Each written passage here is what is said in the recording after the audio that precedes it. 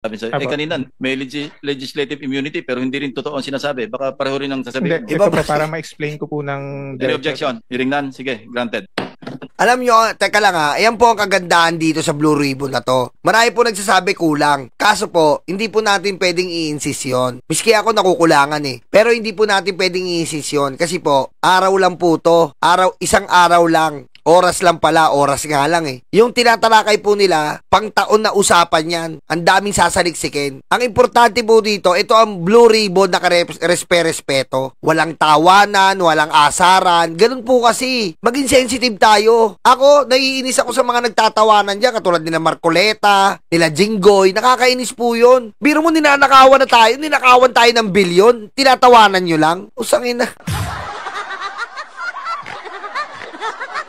Diba? Yan po maganda dyan sa Blue Ribbon na yan. Diba? Na seryoso. Talagang kapag time mo na, hindi yung marami singit-singit, naguguluhan tayo eh.